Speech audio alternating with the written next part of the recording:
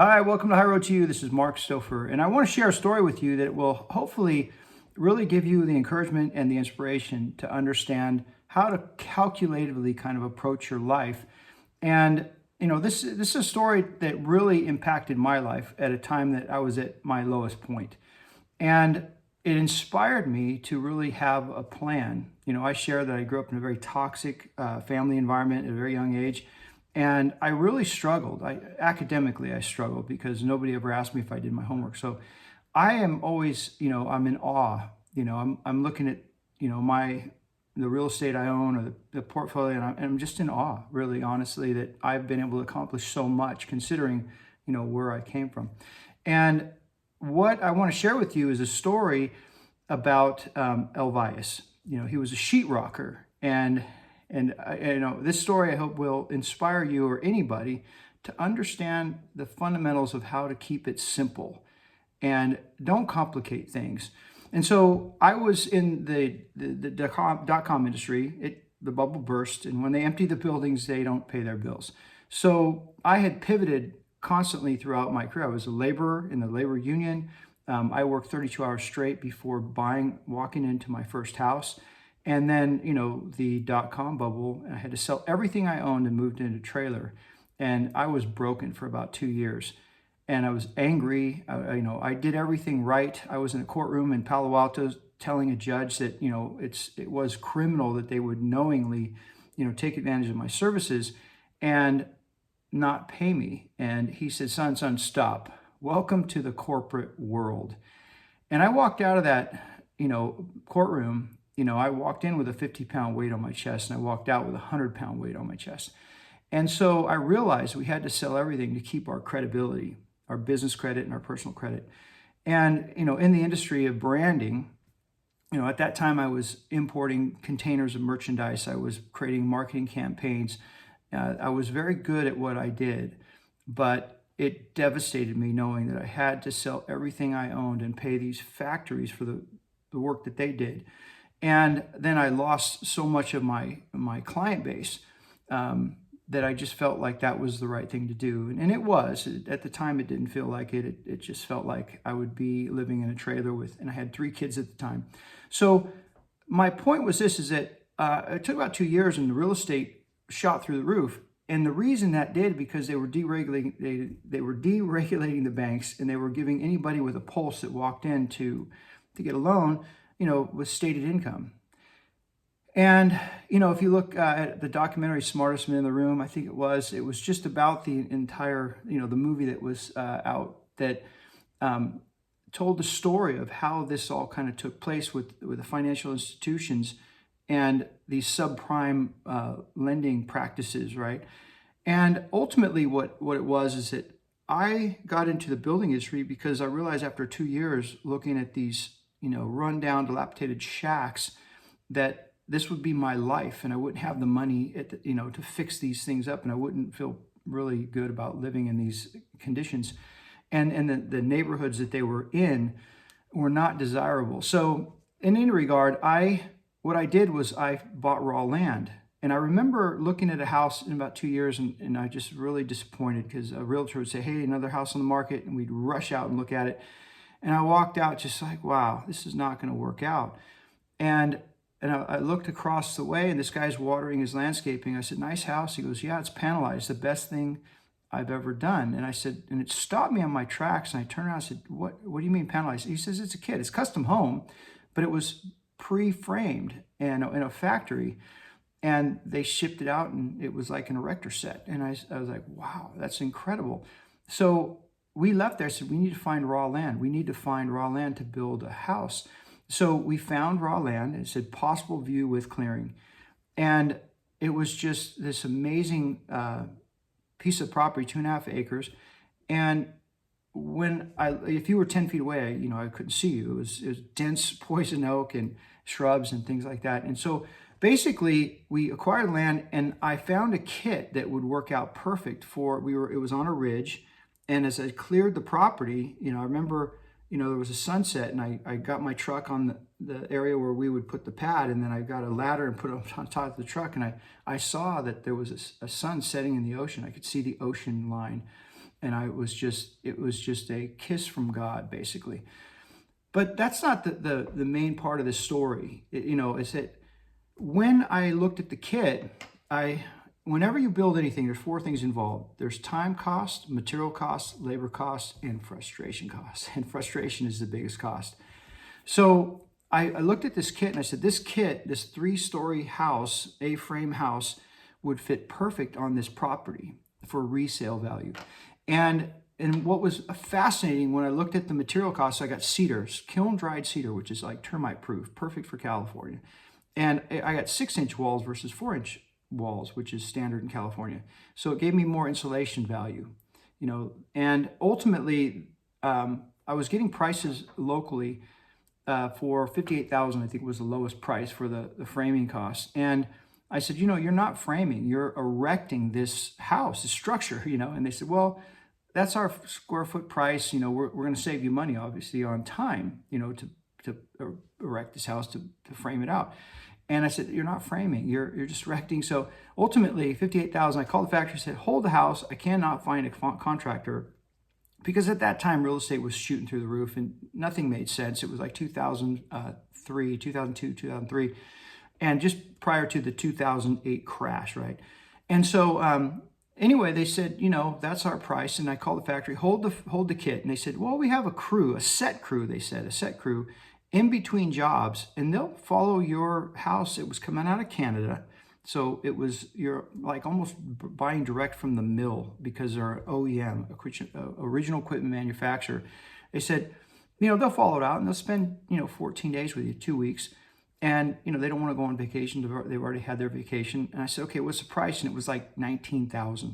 So I said, how soon can a kid get here? So we had poured the foundation for this house.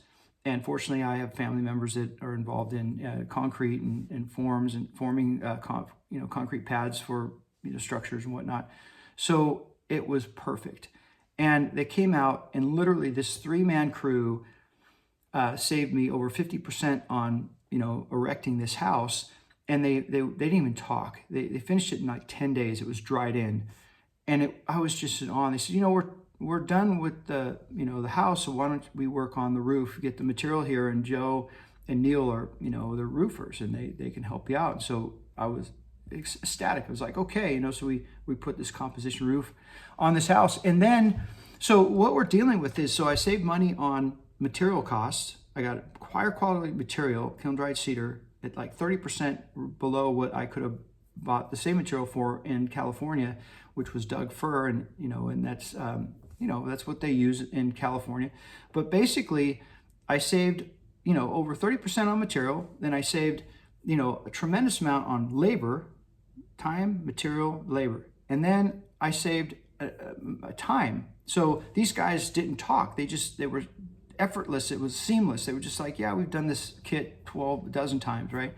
So the frustration there was no frustration at all. It really, was seamless. So I was sold on this industry. I became a representative for the factories, and I was just so excited to be involved in this industry. I felt like this was the answer for affordable housing, right?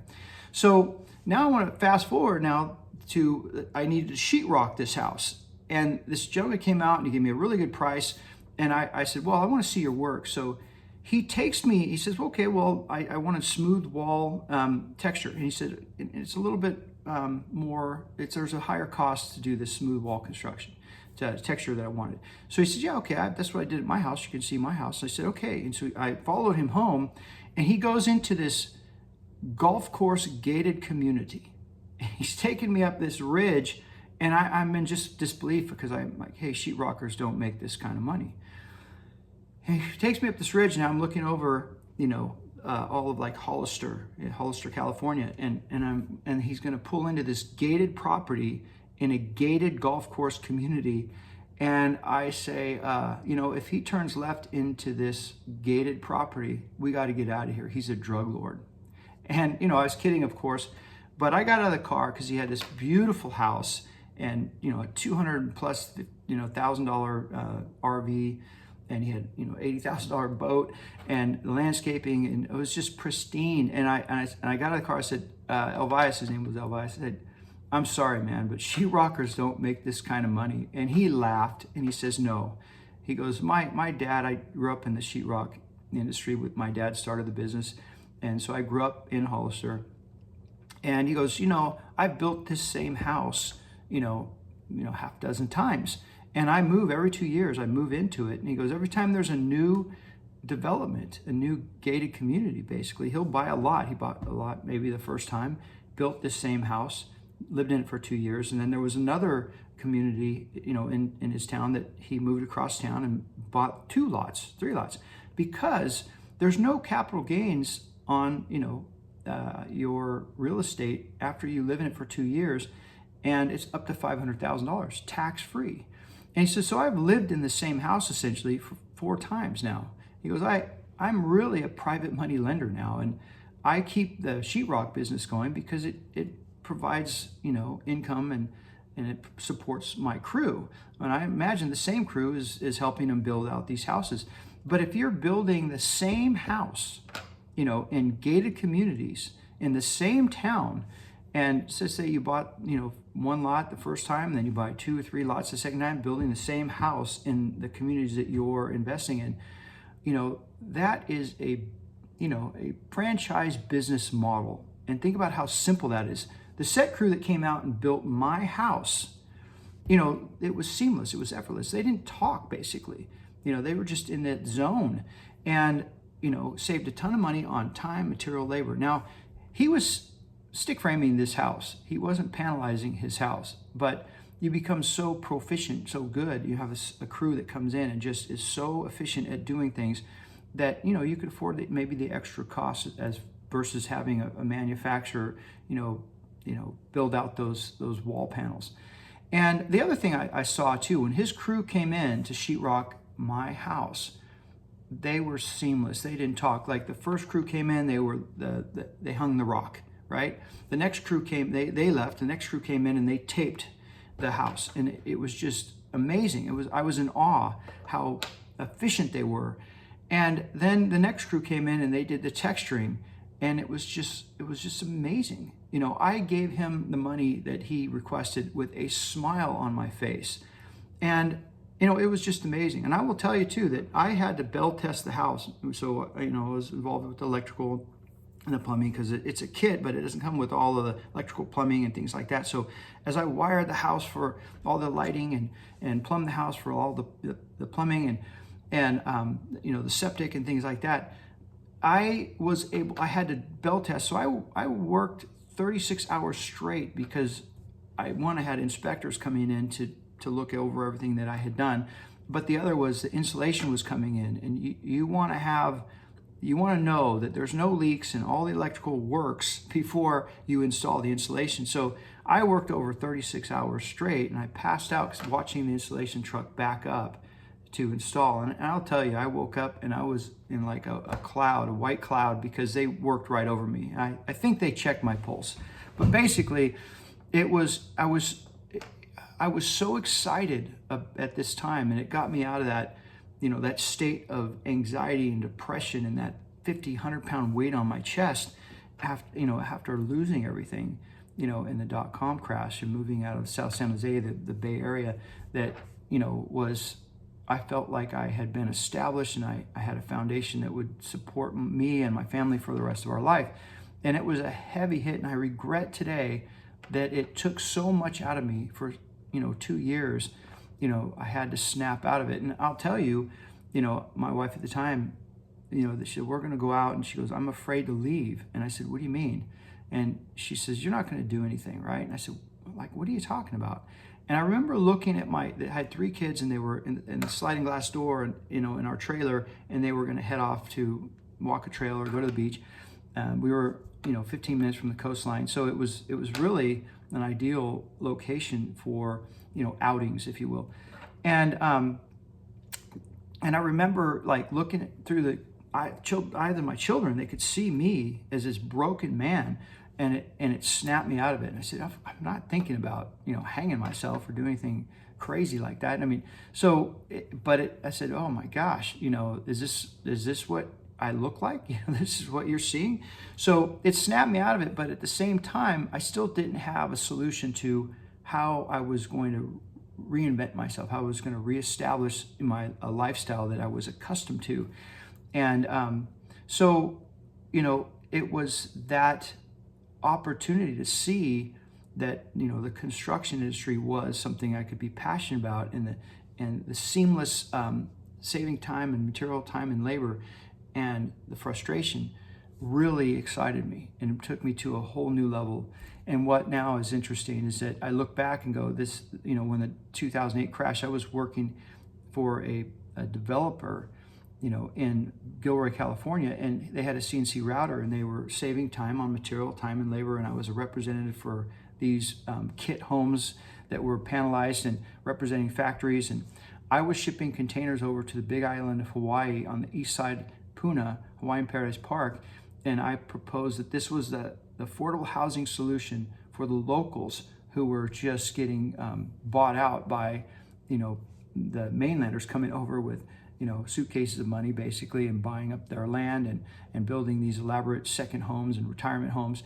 And I felt like this is the answer. You don't need skilled labor, and these houses, these kits go up extremely fast. And so that was in like 2007, and I saw the crash coming. I was working in the Greater Bay Area, working with all the contractors, all the developers, and they were not selling. The real estate market was getting flooded with foreclosures. And so these huge developments were just sitting empty. And so I was working with Toll Brothers, Syntex, KB Homes, and all of them. And I was working with not only the developers, but the contractors and the subcontractors, and getting the same information, going to all these different environments. And they're all saying, hey, this is bad. And I remember saying, hey, hunker down. We're headed for the worst real estate crash we've seen in the history of our country. And, and the rest is history. Everybody pretty much knows and remembers, the 2008 crash, the financial crisis. So, I didn't lose any sleep. And I don't lose any sleep now. And I look at everything that I do is, how do I simplify it? Now I run down dilapidated kennels and I turn them into pet resorts. That's what I do. And I'm very passionate about that. And I'm passionate because it blesses so many people. And I'm passionate about it because we have systems in place where I don't work in the business, I work on the business. And now I'm working towards profit share and equity share, and continuing to become an acquisition company in this space. And I really love it. And so I'm sharing this with you because there's so many industries now that are getting disrupted, especially in the high tech. And people have lifestyles that they're accustomed to. And pivoting from a high tech, industry into, say, the building industry, or, any industry that's thriving. Right now, I'm working with, a concept. These guys, they're working with restoring vintage cars. It's a $35 billion industry, and teaching kids, high-risk kids, how to, basically restore vintage cars. And a lot of the shops in my area are shutting down, just closing their doors. And so people that have that need of restoring a car that they have, a collectible car basically, these kids can make $200,000 to $300,000 a year learning the skills in certain areas. They could be the tops that are on these cars. These are convertibles, if you will. And if those tops need to be replaced, these kids can make $200,000 to $300,000 just learning that skill set. And that doesn't include all the other things that are involved in restoring these vintage cars. So anyway, it's a huge market, and I'm excited to be part of helping high-risk kids. This program is at the Rancho, Cielo. They're building out a huge structure to place these cars and teach these kids, and have people that own these shops come in and work beside these kids, and it's just so exciting. So it provides opportunity. And I think about my life as I had 4 probation officers before I went to high school. So to have a counselor come beside me and say, hey, the difference between a job and a career. A career is something you actually love to do, and they pay you for it.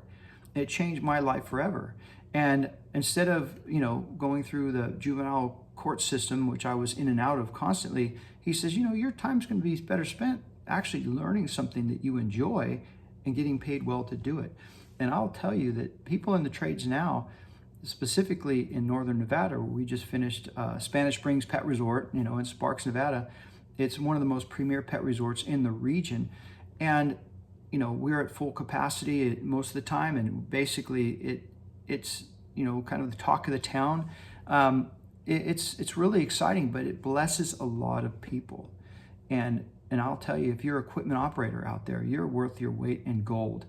And if these kids are, sitting idle, spending their time in front of a screen, a flat screen, and they're watching, they're doing social media, Social Dilemma, that's a documentary. If they're spending all their time and they wonder why they have anxiety and depression, it's because they're not using their God-given gifts, and then to get in trouble, it's like it's an adrenaline rush, right? To go into a store and grab merchandise and just walk out and look down at all the registers and everybody watching you walk out the store because, they can't do anything. They're told not to do anything.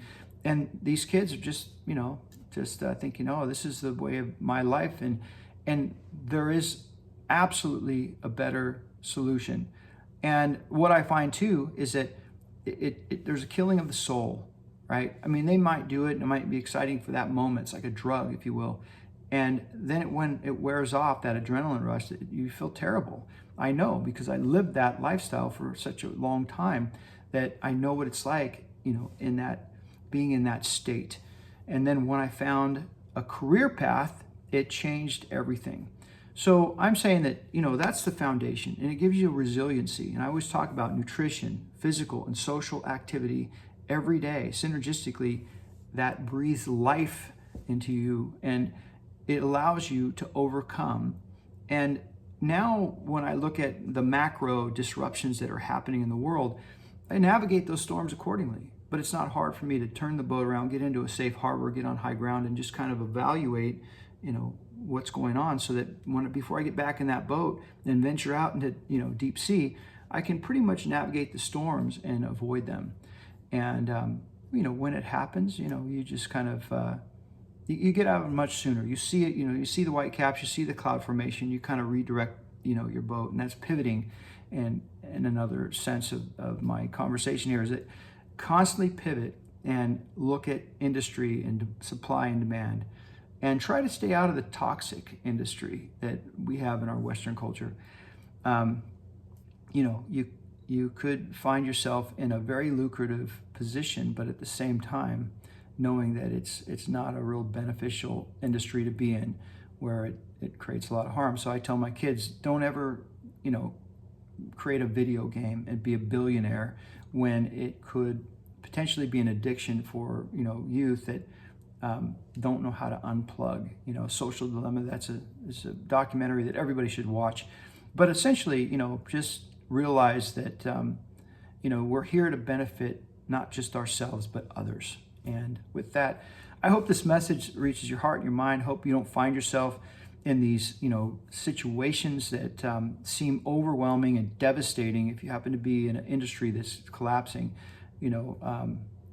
I just would say that, if you step back and realize that downsizing and less is more, less is much, much better. And also, if you're going to build out a portfolio, remember, whatever you build, you have to maintain. And I am lucky that I have an approach that allows people to do what they do best, and they enjoy what they do. And it may be groomers, or it may be trainers, or it may be, the kennel techs or the assistant managers or the managers, but they're all self-run. And we want to support their passion in this industry to reach higher levels. And then eventually, now, like I mentioned, we're working on a profit share program and also an equity distribution program. And I'm excited about that.